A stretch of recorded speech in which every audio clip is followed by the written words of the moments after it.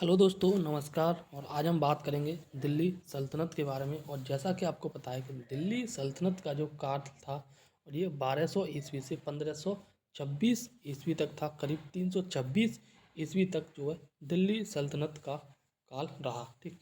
और इस दिल्ली सल्तनत में समय समय पर वंश बदलते गए और इन सभी वंशों को हम आज डिस्कस करने वाले हैं। ठीक। तो सबसे पहले अगर हम बात करें तो ये गुलाम वंश आया था, फिर खिलजी वंश आया था, तुगलक वंश आया था, सैयद वंश आया था और फिर सबसे अंत में लोधी वंश आया था। इस वीडियो को हमने कल कवर कराया था, बहुत ही शानदार वीडियो बनी है।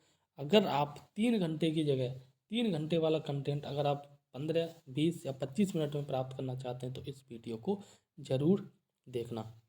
अदरवाइज आपकी इच्छा 3 घंटे देखें, समय ख़राब करें, या फिर आप 20 मिनट में 3 घंटे वाला कंटेंट देखना चाहें। ठीक। सबसे पहले आज हम बात करेंगे गुलाम वंश की।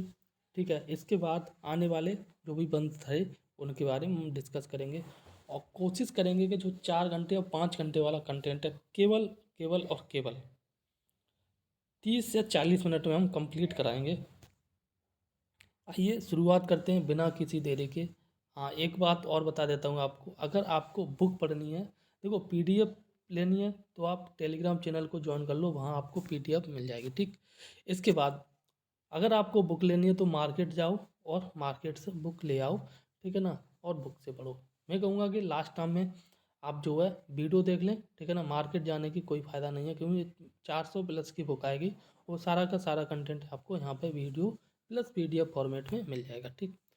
तो बाकी जैसी आपकी इच्छा वो करें। एंड लास्ट टाइम केवल आपको एक ही काम करना है और वो करना है रिवीजन प्लस मॉक। इसके बाद आपको कुछ भी करने की ज़रूरत नहीं है। मॉक जो है आप खुद से लगाएं, मॉक वाली वीडियो जो बिल्कुल भी मत देखें। ठीक है ना। नाउ अब हम बात करेंगे गुलाम वंश की। गुलाम वंश का कार्यकाल था ये जो वंश और उनके कार्यकाल अक्सर एग्जाम में पूछ लिया जाता है कि गुलाम वंश का कार्यकाल क्या रहा था, कब से कब तक चला था। ये 1206 ईस्वी से और 1290 ईस्वी तक करीब चला था। क्या चला था? गुलाम वंश। ठीक। पहला क्वेश्चन कह रहा है गुलाम वंश की स्थापना जो किसके द्वारा की गई थी? ये की गई थी कुतुबुद्दीन ऐबक के द्वारा। ठीक। कुतुबुद्दीन ऐबक के द्वारा जो है गुलाम वंश की स्थापना की थी। कुतुबुद्दीन ऐबक जो मोहम्मद गौरी का गुलाम था। और गुलाम वंश का एक क्वेश्चन और बनता है कि वास्तविक संस्थापक कौन है? गुलाम वंश का वास्तविक संस्थापक जो है ये कुतुबुद्दीन ऐबक का गुलाम। ठीक है ना। और जिसका नाम था इल्तुतमिश। इल्तुतमिश ये बनता है। ठीक है ना।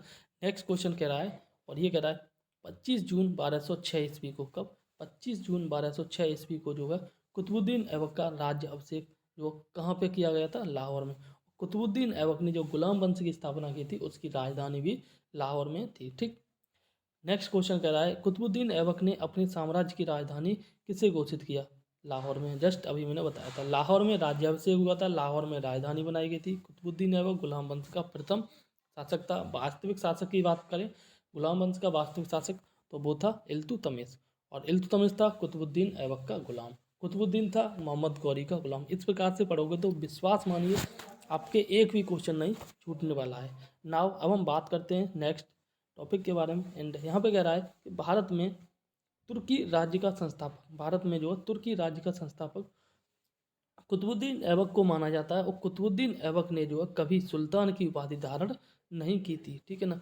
इसने केवल मलिक या सफेद सलाहकार पद का पद धारण किया था। कुतुबुद्दीन ऐबक ने गुलाम वंश की स्थापना की थी, साम्राज्य में राज किया था, राज की रहा था, मतलब राजा रहा था। लेकिन वह सम्राट के रूप में राजा कभी नहीं रहा था। वह हमेशा जो है सफेद सलाहकार या मलिक के रूप में पद धारण किया था और उसी के रूप में उसने अपना जो है शासनकाल चलाया था। ठीक। सुल्तान की उपाधि उसने धारण नहीं की थी। नेक्स्ट क्वेश्चन कह रहा है और ये कह रहा है कि कुतुबुद्दीन ऐबक को उदारता तथा अत्यधिक दान देने के लिए उपाधि दी गई थी, जिस उपाधि का नाम था लाख बख्श। क्या नाम था? लाख बख्श। ठीक है ना। एंड आगे अगर हम बात करें तो यहाँ पे कह रहा है अत्यंत सुरीली आवाज़ में कुरान पढ़ता था। कौन? कुतुबुद्दीन ऐबक। जिसके कारण इसे एक उपाधि मिली थी जिसका नाम था कुरान खां। कुतुबुद्दीन ऐबक को कुरान खां कहते थे क्योंकि सुरीली आवाज़ में कुरान पढ़ता था। कुतुबुद्दीन ऐबक को जो है लाख बख्श कहते थे क्योंकि कुतुबुद्दीन ऐबक ने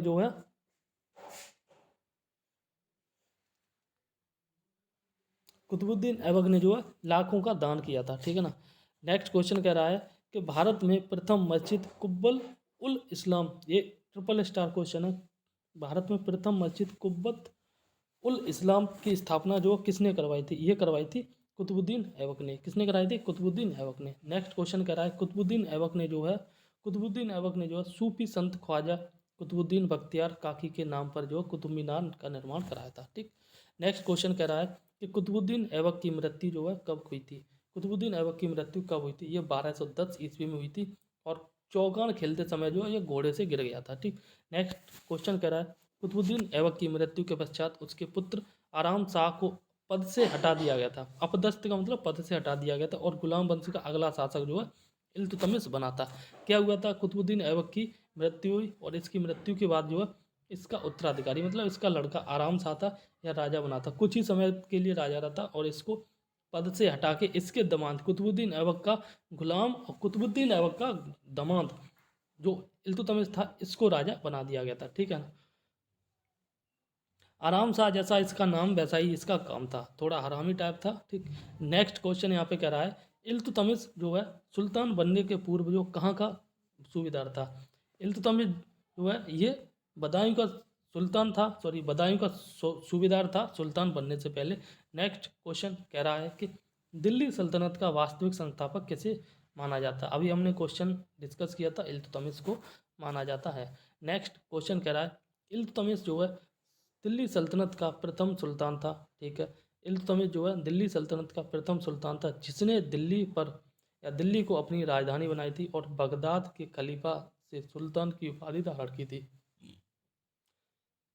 देखो कुतुबुद्दीन ऐबक की बात करें तो कुतुबुद्दीन ऐबक ने जो दिल्ली सल्तनत की स्थापना की थी और इसने अपनी राजधानी लाहौर में बनाई थी। कुतुबुद्दीन ऐबक का राज्याभिषेक भी लाहौर में हुआ था। अभी जस्ट रिवीजन करा रहा हूँ। ठीक है ना। कहीं कुतुबुद्दीन ऐबक का दामाद या कुतुबुद्दीन ऐबक का गुलाम ये था इल्तुतमिश। इल्तुतमिश ने जो है दिल्ली सल्तनत की स्थापना की, हालांकि वास्तविक रूप से स्थापना की थी दिल्ली सल्तनत की और इसीलिए इसे जो है वास्तविक दिल्ली सल्तनत का वास्तविक संस्थापक ही माना जाता है। ठीक है ना। और इसने जो है दिल्ली को अपनी राजधानी बनाई थी और इसने जो है सुल्तान के रूप में राज किया था, लेकिन कुतुबुद्दीन ऐबक ने सुल्तान के रूप में राज नहीं किया था। ठीक। इसने जो है सुल्तान की उपाधि बगदाद के खलीफा से प्राप्त की थी। ठीक। ये क्वेश्चन है। नेक्स्ट क्वेश्चन यहाँ पे कह रहा है और ये कह रहा है कि इल्तुतमिश ने जो है 40 योग्य तुर्क गुलामों को मिलाकर एक दल का गठन किया था जिसका नाम था चालीसा दल या फिर तुर्कान ए चहलगामी। इंपॉर्टेंट क्वेश्चन है, ट्रिपल स्टार क्वेश्चन है, याद कर लेना कि 40 तुर्क गुलामों को मिलाकर एक दल की स्थापना की थी किसने? इल्तुतमिश ने। और इस दल का नाम था चालीसा दल। कई जगह देखने को मिलता है और कई जगह जो है तुर्कान ए चहलगामी देखने को मिलता है। नेक्स्ट की बात अगर करें तो ये नसरुद्दीन महमूद। कौन? नसरुद्दीन महमूद एक शांत स्वभाव वाला व्यक्ति था। ठीक है ना। इस इतिहासकार सिराज ने इसे दिल्ली का आदम सुल्तान कहा।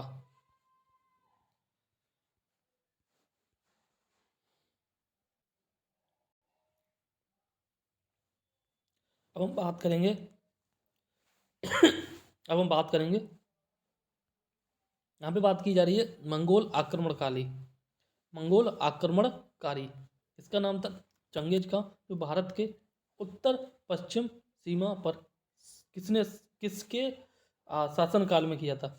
ये किया था इल्तुतमिश के शासनकाल में। ईस्ट वेस्ट नॉर्थ और साउथ, उत्तर और पश्चिम। ठीक है ना। ये वाली साइड में जो है जो शासन किया था ये किया था इल्तुतमिश ने। और इल्तुतमिश के समय ही जो है मंगोल आक्रमणकारी चंगेज खां ने भारत पर आक्रमण किया था। ठीक। नेक्स्ट क्वेश्चन कह रहा है कि इल्तुतमिश ने भारत में एकता व्यवस्था को प्रारंभ किया था। ठीक है ना। इल्तुतमिश ने जो है 40 दल का गठन किया था। ठीक है ना। तुर्क ए चहलगामी उसका नाम दिया था। इल्तुतमिश ने जो है एकता व्यवस्था और एकता प्रणाली एक ही बात है को प्रारंभ किया था। और एकता एक अरबी शब्द है जिसका अर्थ है भूमि को लेने वाले इक्तेदार। ठीक। नेक्स्ट क्वेश्चन कह रहा है कि 1236 ईस्वी में दिल्ली सल्तनत की गद्दी पर बैठने वाला प्रथम व अंतिम मुस्लिम महिला शासिका कौन थी? ये थी रजिया सुल्तान, और इसका कार्यकाल था 1236 से 1240, और कई जगह जो है 1239 देखने को मिलता है। इस बुक में 1239 है, ठीक है ना।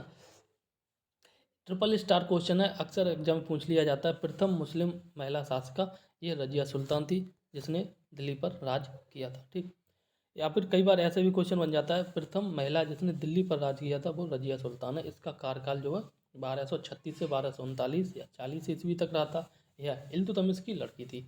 नेक्स्ट क्वेश्चन कह रहा है, और ये कह रहा है रजिया के सुल्तान जो है बनने के बाद जो है गुलाम याकूत को किस पद पर नियुक्त किया गया था? ये किया गया था आमिर ए आखूर के पद पर। रजिया सुल्तान के विद्रोही अमीरों ने रजिया की हत्या करवाकर जो है दिल्ली सल्तनत की गद्दी पर बैठाया था बैराम शाह को।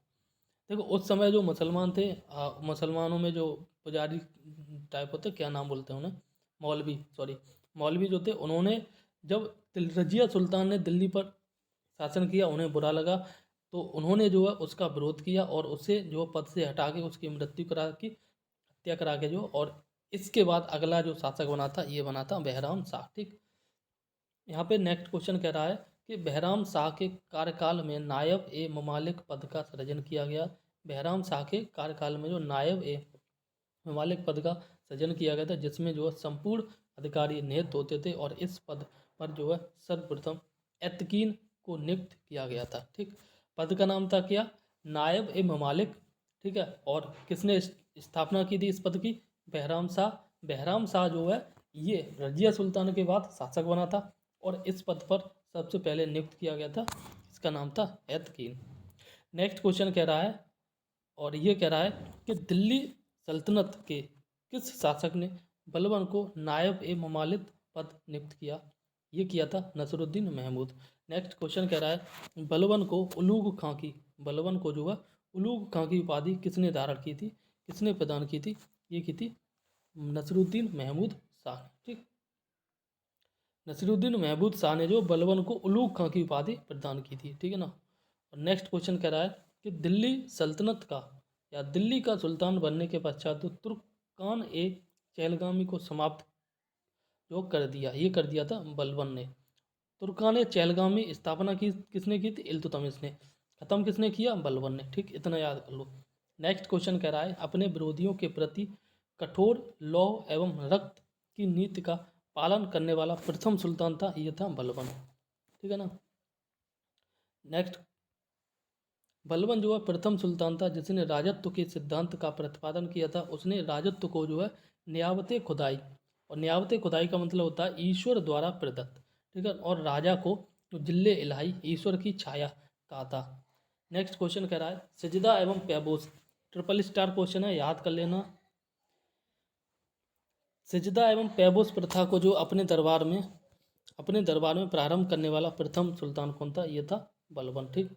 नेक्स्ट क्वेश्चन कह रहा है कि बलबन ने किस नाम के एक सैन्य विभाग की स्थापना की थी? दीवाने अर्ज नाम से जो बलबन ने सैन्य विभाग की स्थापना की थी। नेक्स्ट क्वेश्चन कह रहा है गुलाम वंश का जो अंतिम शासक था, गुलाम वंश का अंतिम शासक कौन था? और ये था शमसुद्दीन कैमूर्स, ठीक। अब हम आगे बात करते हैं खिलजी वंश के बारे में। खिलजी वंश का जो कार्यकाल है, 1290 से 1320 ईस्वी तक रहा है, ठीक है। 1290 से 1320 करीब 30 साल तक रहा है। और इसको याद कैसे करना है? देखो खिलजी में खा दिख रहा है, और खा में हम जो है इस खा को दो है, दो को तीन बना लो, और जीरो, ठीक है। जीरो से आराम से याद कर सकते हैं 30, ठीक ना। इस प्रकार से आप याद कर लेना। अब हम बात करते हैं इसके पहले क्वेश्चन के बारे में। तो यहाँ पर पहला क्वेश्चन कर रहा है गुलाम वंश के पश्चात जो है 1290 में खिलजी वंश की स्थापना किसके द्वारा की गई थी? ये जलालुद्दीन फिरोज शाह खिलजी के द्वारा स्थापना की गई थी, ठीक है ना। नेक्स्ट क्वेश्चन कह रहा है रक्त और लौह की नीति को त्याग कर शासन के उदार नीति का अनुसरण करने वाला जो दिल्ली का प्रथम सुल्तान था, ये था जलालुद्दीन फिरोज शाह खिलजी, ठीक। और नेक्स्ट क्वेश्चन कह रहा है कि 1296 में जो कड़ा का दूसरा नाम था मानेकपुर, ठीक, में जो है जलालुद्दीन की हत्या किसने की थी? ये अलाउद्दीन खिलजी ने की थी। अलाउद्दीन खिलजी ये वही है जो पद्मावती पर एक तरह से मोहित हो गया था। ठीक, नेक्स्ट क्वेश्चन कह रहा है कि अलाउद्दीन खिलजी के बचपन का नाम था अली गुरसब। नेक्स्ट क्वेश्चन कह रहा है जलालुद्दीन के हत्या के बाद जो अलाउद्दीन खिलजी ने अपनी राज्याभिषेक करवाया था, ये करवाया था बलबन के लाल महल में, बलबन के लाल महल में। अलाउद्दीन खिलजी एक साम्राज्यवादी शासक था। वह विश्व विजय प्राप्त करने के साथ साथ एक नए धर्म की भी स्थापना करना चाहता था। कौन? अलाउद्दीन खिलजी। ठीक है ना। अलाउद्दीन खिलजी जिस प्रकार से सिकंदर का सपना था, उसी सपने को ये साकार पूरा करना चाहता था। नेक्स्ट क्वेश्चन कह रहा है राज्याभिषेक के पश्चात जो है सिकंदर ए सानी या द्वितीय सिकंदर की उपाधि धारण की थी ये अलाउद्दीन खिलजी, यानी कि अलाउद्दीन खिलजी को द्वितीय सिकंदर के नाम से भी जानते थे। ठीक है ना। और इसी को जो है सिकंदर ए सानी के नाम से जाना जाता है। नेक्स्ट क्वेश्चन कह रहा है कि सुल्तान बनने के पश्चात जो अलाउद्दीन ने प्रथम आक्रमण किस शासक पर किया था? ये किया था रायगढ़ पर। सुल्तान बनने के बाद जो अलाउद्दीन खिलजी ने प्रथम आक्रमण किया था, ये किया था रायगढ़ पर। और रायगढ़ जो गुजरात का शासक था, गुजरात का हिंदू शासक था। नेक्स्ट क्वेश्चन कह रहा है अलाउद्दीन का सेनापति जो है इसका नाम था मलिक कफूर और ये एक ट्रांसजेंडर था। ठीक है ना, या किन्नर था।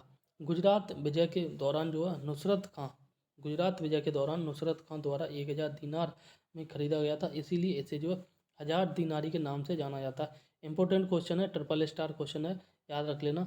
अलाउद्दीन का एक सेनापति था मलिक कफूर, ये किन्नर था और इसे 1000 दीनार में खरीदने के कारण जो इसे मलिक कफूर को जो 1000 दीनारी के नाम से जानते हैं। ठीक, नेक्स्ट क्वेश्चन कह रहा है कि वर्ष 1303 ईस्वी में जो है अलाउद्दीन के द्वारा चित्तौड़ पर आक्रमण के समय वहाँ का शासक कौन था?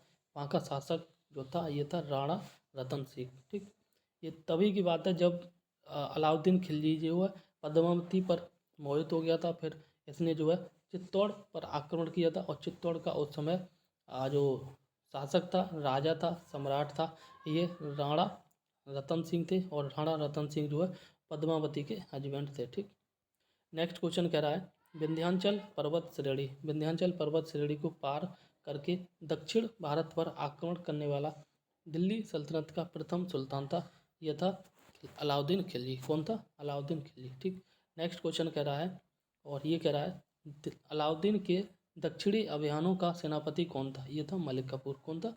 मलिक कफूर। ठीक, ने इसी प्रकार से नेक्स्ट क्वेश्चन कह रहा है तेलंगाना, तेलंगाना को उस समय जो है वारंगल के नाम से जानते थे कि शासक प्रताप रुद्रदेव द्वितीय ने मलिक कफूर को जो विश्व प्रसिद्ध कोहिनूर हीरा भेंट किया था। किसने प्राप्त भेंट किया था? तेलंगाना के उस समय इसका नाम वारंगल था और इसके शासक थे, इसका नाम था प्रताप रुद्रदेव द्वितीय। मलिक कफूर को जो है विश्व प्रसिद्ध कोहिनूर हीरा भेंट किया था, डायमंड, और जिसे मलिक कफूर ने जो है अलाउद्दीन खिलजी को भेंट किया था। ठीक है ना। नेक्स्ट क्वेश्चन यहाँ पे लास्ट में करा है पद्मावत, पद्मावत की रचना जो मोहम्मद जायसी के अनुसार जो अलाउद्दीन ने, देखो एक मिनट, पद्मावत एक रचना है। ठीक है ना, इस रचना की जो लिखा गया एक, ये मोहम्मद जायसी ने किया था। ठीक, और इन्हीं के अनुसार जो है अलाउद्दीन ने रानी पद्मावती की सुंदरता से प्रभावित होकर चित्तौड़ पर आक्रमण किया था। किसने किया था? अलाउद्दीन खिलजी ने, एके ने जो है। और किस पर आक्रमण किया था? चित्तौड़ पर, CH पर। ठीक है ना। और क्यों किया था? रानी पद्मावती पी को पर मोहित हो गया था। ठीक, नेक्स्ट क्वेश्चन यहाँ पे देखते हैं, टेबल दे रखी है और टेबल के रूप में जो इस बुक में इंफॉर्मेशन दे रखी है वो बहुत ही ज़्यादा शानदार है। अलाउद्दीन खिलजी के का जो है दक्षिण भारत अभियान, अलाउद्दीन खिलजी का दक्षिण भारत का अभियान। ठीक है, राज्य शासक अभियान का नेतृत्व और वर्ष। ठीक है ना। तो यहाँ पे देखते हैं देवगिरी, देवगिरी पर जो है आक्रमण किया था अलाउद्दीन खिलजी पर, अलाउद्दीन खिलजी ने। और उस समय देवगिरी का राजा था रामचंद्र देव। और अलाउद्दीन खिलजी की तरफ से जो मलिक कफूर ने देवगिरी पर आक्रमण किया था और 1307 ईस्वी में। इसी प्रकार से जो मलिक कफूर ने वारंगल, उस समय तेलंगाना पर आक्रमण किया था। रुद्रदेव, प्रताप रुद्रदेव यहाँ के शासक थे। 1309, 7 और 2 9 मतलब 2 साल बाद। ठीक है, और फिर इसके बाद जो है अलाउद्दीन खिलजी के गुलाम मलिक कफूर ने जो है द्वार समुद्र पर आक्रमण किया था। और यहाँ पर द्वार समुद्र के शासक थे वीर वल्लाल तृतीय और यहाँ पर 1310 ईस्वी में। 7 और 2 9, 9 9 और 1 10, 2 साल बाद फिर अगले ही तुरंत साल अगले साल और फिर अगले साल, ठीक है। इसी का मलिक कफूर ने जो है पांड्य पर भी आक्रमण किया था, और पांड्य के जो शासक थे वीर पांड्य थे, और 1311 ईस्वी में, ठीक है ना। तो पहले 1307 में किया था, फिर 1309 में किया, फिर 1310 और 1311 में, ठीक है।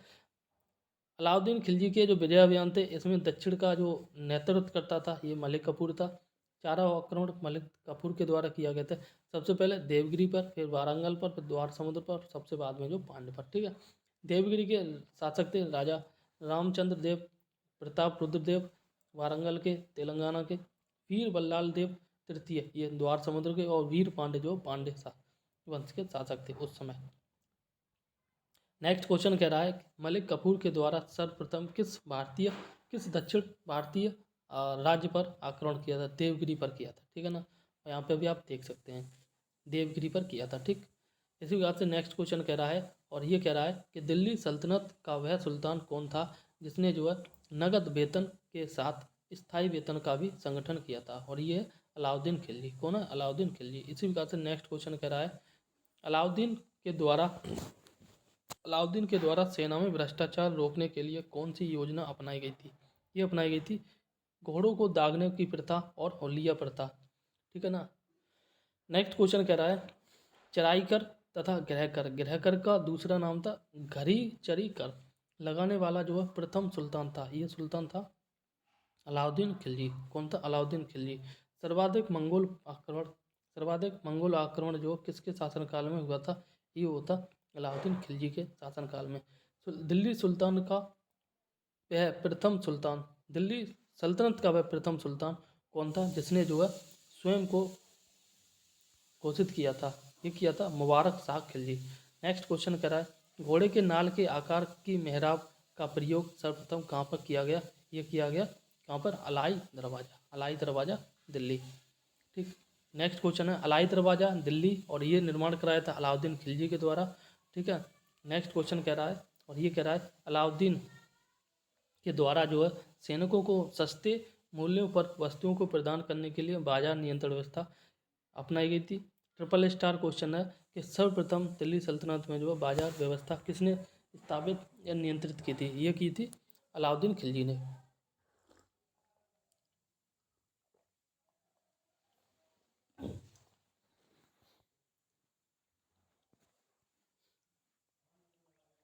अब नेक्स्ट क्वेश्चन के बारे में बात करते हैं। यहाँ कह रहा है अलाउद्दीन के बाजार नियंत्रण के अधिकारी।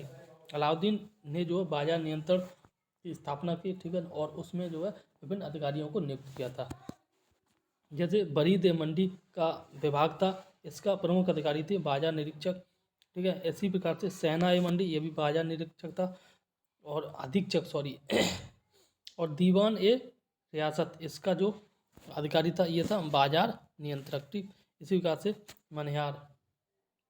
मन्यान ये इसका जो शासक था ये था गुप्तचर। कौन था? गुप्तचर। अब हम बात करते हैं तुगलक वंश के बारे में। अब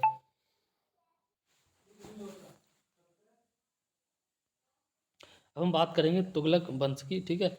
और तुगलक वंश का जो कार्यकाल रहा है ये रहा 1320 से 1414 ईस्वी तक, ठीक है ना। 80 साल इधर और प्लस 14 साल इधर, करीबन 94 साल।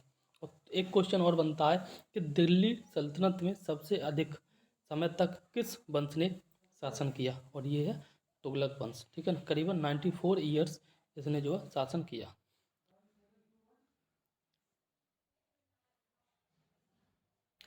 यहाँ पे कह रहा है 1320 ईस्वी में जो है तुगलक वंश की स्थापना जो है किसके द्वारा की गई थी? ये की गई थी गयासुद्दीन मोहम्मद तुगलक के द्वारा, GMT के द्वारा। किसके द्वारा की गई थी? GMT, गयासुद्दीन मोहम्मद तुगलक के द्वारा। गयासुद्दीन मोहम्मद तुगलक का दूसरा नाम था गाजी मलिक। यहाँ पे कह रहा है सल्तनत काल में नहरों का निर्माण एवं डाक व्यवस्था आरंभ करने वाला प्रथम सुल्तान कौन था? गयासुद्दीन तुगलक। डाक व्यवस्था एवं नहरों का निर्माण की व्यवस्था का शुरुआत किया था गयासुद्दीन मोहम्मद तुगलक ने, ठीक। नेक्स्ट क्वेश्चन कह रहा है किस सूफी संत के साथ जो है गयासुद्दीन तुगलक के संबंध अच्छे थे? ये थे निजामुद्दीन औलिया। नेक्स्ट क्वेश्चन कह रहा है बंगाल विभाजन नेक्स्ट क्वेश्चन कह रहा है बंगाल विभाजन से लौटते समय जो है गयासुद्दीन तुगलक ने जो है आदेश दिया था कि उसके दिल्ली पहुंचने से पहले ही औलिया दिल्ली छोड़ दे, ठीक है ना। और आगे कह रहा है कि दिल्ली, इसी संदर्भ में निजामुद्दीन औलिया ने सुल्तान के विषय में कहा था कि दिल्ली अभी दूर है। किसने कहा था? निजामुद्दीन औलिया ने। किसके बारे में कहा था? गयासुद्दीन तुगलक के बारे में कहा था। और क्या कहा था? कि दिल्ली अभी दूर है। और उन्होंने अपनी भाषा में कहा था, ये कहा था, हनूज दिल्ली दूर अस्त, ठीक है ना। फिर नेक्स्ट यहाँ पे कह रहा है दिल्ली सल्तनत का सर्वाधिक विद्वान सुल्तान, ये था मोहम्मद बिन तुगलक। मोहम्मद बिन तुगलक को पागल सुल्तान के नाम से भी जानते हैं, ठीक है ना। तो मोहम्मद बिन तुगलक एक दुर्भाग्यशाली सुल्तान था। इसकी की सारी योजनाएं जो है योजनाओं का, देखो योजना अच्छी थी लेकिन कुछ विपरीत परिस्थितियों के कारण योजनाओं का रिजल्ट हमेशा इसका गलत रहा, इसीलिए इसे एक पागल सुल्तान और दुर्भाग्यशाली सुल्तान के नाम से जानते हैं। और ये पूरे दिल्ली सल्तनत सबसे अधिक विद्वान पढ़ा लिखा शासक था। कौन? मोहम्मद बिन तुगलक, ठीक। अब हम बात करते हैं मोहम्मद बिन तुगलक के प्रमुख कार्यों की, ठीक। जैसे इसकी एक योजना थी राजधानी परिवर्तन, ठीक। राजधानी परिवर्तन इसने किया था 1326-27 ईस्वी में। और इसने राजधानी जो परिवर्तित किया था तुगलक ने, यानी कि मोहम्मद बिन तुगलक ने या फिर एमबीटी ने। और देवगिरी का नाम दौलताबाद कर दिया था और उसने जो है उसे सल्तनत की राजधानी बनाया था, ठीक। यह योजना असफल रही थी और 1335 ईस्वी में पुनः यह दिल्ली को राजधानी बनाया था। पहले दिल्ली राजधानी थी और दिल्ली से जो है इसने देवगिरी राजधानी बना दी, ठीक। देवगिरी राजधानी बना दी। जब राजधानी देवगिरी को बनाया था तो इसका नाम जो है इसने रख दिया था दौलताबाद, ठीक है ना। और उसके बाद यह असफल रहा, जिसके कारण ये वापस जो है दिल्ली में अपनी राजधानी ले आया था, ठीक। नेक्स्ट क्वेश्चन कह रहा है दोआब में कर वृद्धि। यह योजना भी इसकी असफल रही थी क्योंकि 1327 से 1328 ईस्वी में जो है उस समय वहाँ अकाल पड़ जाने के कारण जो है जनता नहीं दे सकी थी, ठीक है ना। नेक्स्ट क्वेश्चन यहाँ पे कह रहा है सांकेतिक मुद्रा का भी इसने प्रचलन किया था 1330 ईस्वी में। चांदी की कमी का सामना करने के लिए इसने जो है सांकेतिक मुद्रा का प्रचलन किया था, परंतु नियंत्रण के अभाव में जो है यह योजना भी इसकी असफल रही थी। नेक्स्ट यहाँ पे कह रहा है, और ये कह रहा है खुरासान का इसका अभियान हुआ था 1336 से 37 ईस्वी में। खुरासान पर विजय प्राप्त करने के लिए मोहम्मद बिन तुगलक यानी कि एमबीटी ने जो 3,70,000 सैनिकों का गठन किया था और उसने जो है 1 साल का एडवांस अग्रिम वेतन भी प्रदान कर दिया था, एडवांस वेतन, ठीक है ना। यहाँ पे नेक्स्ट कह रहा है, और ये कह रहा है कराचिल अभियान, और ये 1337 से 38 में हुआ था। इसमें जो है तुगलक ने तुगलक मतलब मोहम्मद बिन तुगलक ने जो खुसरो मलिक के नेतृत्व में 1,00,000 सैनिकों को भेजा, किंतु मौसम खराब होने के कारण जो यह योजना भी असफल रही थी। अंत में यहाँ पे कह रहा है कि नसरुद्दीन महमूद शाह के शासनकाल में जो मध्य एशिया के महान सेनानायक तैमूर के क्या नाम था, महान सेना मध्य एशिया सेंट्रल एशिया का एक महान सेनानायक था तैमूर। और इसने जो है वर्ष 1398 ईस्वी में जो है भारत पर आक्रमण किया था। अब नेक्स्ट के बारे में अगर हम बात करें तो यहाँ पे बात की जा रही है कृषि के विकास के लिए अमीर कोही नाम का नया विभाग इस सुल्तान के द्वारा प्रारंभ किया गया था। ये है मोहम्मद बिन तुगलक। नेक्स्ट क्वेश्चन कर रहा है भारत में सर्वप्रथम सांकेतिक मुद्रा का प्रचलन जो है किसके द्वारा या किसके शासनकाल में हुआ था? मोहम्मद बिन तुगलक के शासनकाल में, ठीक। मोरक्को निवासी जो है मोरक्को का इब्न बतूता था और ये भारत में आया था किसके शासनकाल में? एमबीटी के शासनकाल में, ठीक। कब आया था? 1333 ईस्वी में। रहला नामक पुस्तक के रचनाकार कौन है? इब्न बतूता मोरक्को से आया था। मोरक्को कहाँ पे है? अफ्रीका के उत्तरी साइड में, ठीक है ना। अगर हम अफ्रीका का मैप बनाएं इस प्रकार से कुछ अफ्रीका का मैप है और इस जगह पे जो है मोरक्को है। नेक्स्ट क्वेश्चन कह रहा है, और ये कह रहा है कि मोहम्मद बिन तुगलक यानी कि एमबीटी के काल में ही सल्तनत से विद्रोह करके 1336 ईस्वी में हरियर एवं बुक्का ने जो विजयनगर तथा 1347 ईस्वी में जो हसन गंगू ने बहमनी साम्राज्य की स्थापना की थी। नेक्स्ट यहाँ पे कह रहा है होली के त्यौहार पर नेक्स्ट कह रहा है होली के त्यौहार के सार्वजनिक उत्सव में भाग लेने वाला दिल्ली का प्रथम सुल्तान, ये भी एमबीटी था। सिंपल है एमबीटी जो है होली खेलता था, ठीक। नेक्स्ट क्वेश्चन कह रहा है किस जैन संत के साथ जो है मोहम्मद बिन तुगलक यानी कि एमबीटी के संबंध अच्छे थे। ये क्वेश्चन ट्रिपल स्टार है और जिन प्रवास सूरी के साथ, ठीक है ना। नेक्स्ट क्वेश्चन कह रहा है मोहम्मद बिन तुगलक की मृत्यु जो है, मोहम्मद बिन तुगलक की मृत्यु जो है किस अभियान के दौरान हुई थी। ये सिंध अभियान के दौरान हुई थी 1351 ईस्वी में। किसकी, एमबीटी की मृत्यु हो गई थी। सर्वप्रथम लोक निर्माण विभाग की स्थापना की थी फिरोज शाह तुगलक ने। किसने की थी, फिरोज शाह तुगलक ने। टोपरा तथा मेरठ से दो अशोक स्तंभ लेख किस शासक द्वारा लाए गए, ठीक है, और ये लाए गए थे फिरोज शाह तुगलक के द्वारा, फिरोज शाह तुगलक के द्वारा। सबसे अधिक गुलाम जो है किस सुल्तान के दरबार में थे, ये थे फिरोज शाह तुगलक के दरबार में, ठीक है ना। नेक्स्ट क्वेश्चन कह रहा है ब्राह्मणों पर जजिया कर लगाने वाला प्रथम सुल्तान कौन था, ये था फिरोज शाह तुगलक। हक ए सर्व नामक सिंचाई कर लगाने वाला दिल्ली का प्रथम सुल्तान था, ये भी फिरोज शाह तुगलक था, ठीक। नेक्स्ट यहाँ पे कह रहा है फिरोज शाह के काल में स्थापित विभाग, जैसे दीवान बंदगान की स्थापना की गई थी, ये दासों की देखरेख के लिए किया गया था। एक विभाग की स्थापना की गई थी दीवान इस्तिहाक, और इसकी जो स्थापना की गई थी पेंशन देने के लिए। दीवान खैराज की स्थापना की गई थी असहाय लोगों की मदद के लिए, ठीक। खैरात से ही पता चल रहा है असहाय लोगों की मदद के लिए। बंदगान दासों की देखरेख के लिए, दास बंद रहते थे तो बंदगान याद कर लो। और इश्तिहार जो है ये पेंशन के लिए संबंधित था। और नेक्स्ट यहाँ पे कह रहा है कि दिल्ली सल्तनत के जो है तुगलक वंश की अंतिम शासक कौन था, ये था नसरुद्दीन मोहम्मद शाह, ठीक है ना, नसरुद्दीन महमूद। अब हम बात करेंगे सैयद वंश के बारे में तथा लोधी वंश के बारे में, ठीक है ना। सैयद वंश की अगर हम बात करें तो इसका जो कार्यकाल है ये 1414 से लेके 1451 ईस्वी तक रहा था।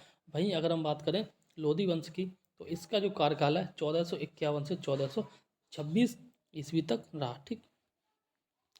तो यहाँ पे पहले देखते हैं 1414 ईस्वी में जो दौलत खां को पराजित करके हरा के जो है विजय खिजर खान ने किस वंश की स्थापना की थी, ये सैयद वंश की स्थापना की थी, ठीक है ना। किसने की थी, खिजर खान ने, ठीक है ना। और खिजर खान ने जो है दौलत खां को पराजित किया। कब किया था, 1414 ईस्वी में।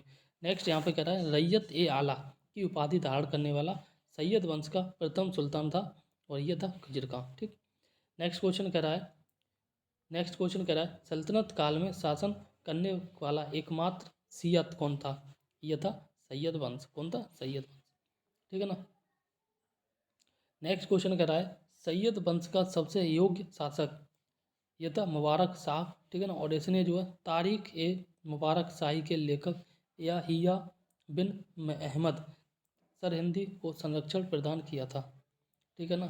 नेक्स्ट यहाँ पे कह रहा है कि दिल्ली सल्तनत में प्रथम अफगान राज्य के रूप में जो है लोधी वंश की स्थापना जो है किसके द्वारा की गई थी, बहलोल लोधी के द्वारा की गई थी। नेक्स्ट यहाँ पे कह रहा है लोधी वंश के शासक, ठीक। जैसे सुल्तान है और यहाँ पे शासनकाल, जैसे बहलोल लोधी की बात करें तो इसका जो कार्यकाल था 1451 से 1489 ईस्वी तक था। सिकंदर लोधी की बात करें 1489 से 1517 तक। वहीं इब्राहिम लोधी की बात करें तो 1517 से 1526 ईस्वी तक इनका कार्यकाल रहा था, ठीक। आगे बात करते हैं दिल्ली सल्तनत के सुल्तानों में से किसने सर्वाधिक समय तक शासन किया था, ठीक है ना। ये बहलोल लोधी ने करीब 38 साल तक शासन किया था। और अगर हम बात करें सबसे अधिक समय तक किस वंश ने शासन किया था तो ये था आपका तुगलक वंश, ठीक है ना, तुगलक वंश। इसी प्रकार से नेक्स्ट क्वेश्चन की बात करें तो यहाँ पे कह रहा है कि किस सुल्तान के बारे में अब्दुल्लाह ने अपनी पुस्तक तारीख ए दाऊदी में लिखा है कि जब वह अपने सरदारों के साथ मिलता था तो वह कभी सिंहासन पर नहीं बैठता था, और यह था बहलोल लोधी के बारे में, ठीक है ना। जब वह अपने सरदारों से मिलता था तो वह कभी सिंहासन पर नहीं बैठता था, बहलोल लोधी जो था, ठीक। नेक्स्ट क्वेश्चन कह रहा है कि किस सुल्तान ने आगरा नगर की स्थापना करके उसने अपनी राजधानी बनाया था, तो आगरा नगर की स्थापना सिकंदर लोधी ने की थी 1504 ईस्वी में। नेक्स्ट क्वेश्चन कह रहा है सिकंदर लोदी ने भूमि माप की व्यवस्था के लिए किस पैमाने का प्रयोग किया था? ये किया था गजे सिकंदरी का। किसका प्रयोग किया था? गजे सिकंदरी का। वहीं नेक्स्ट क्वेश्चन कह रहा है सुल्तान की उपाधि धारण करने वाला लोदी वंश का प्रथम शासक था। ये था सिकंदर लोदी। ठीक, इसी विकास से यहाँ पे नेक्स्ट की बात करें, यहाँ पे कह रहा है कि सिकंदर लोदी ने मुसलमानों में प्रचलित अनेक कुप्रथाओं जैसे मुहर्रम पर ताजिया निकालना और महिलाओं को पीरों की मज़ारों पर जाने या उनकी याद में जुलूस निकालने पर जो है प्रतिबंध लगा दिया था। ठीक है, यहीं पर नेक्स्ट यहाँ पे कह रहा है फिरोज शाह तुगलक ने लगभग 300 नगर या 300 से अधिक नगरों की स्थापना की थी, और जिसमें जो है कुछ प्रमुख नगरों की बात करें तो ये था फतेहाबाद था, हिसार था, जौनपुर था, फिरोजाबाद था। ठीक, अब हम बात करते हैं यहाँ पे, और यहाँ पे बात की जा रही है सल्तनत कालीन वंश की। यहाँ पे वंश शासनकाल और संस्थापक।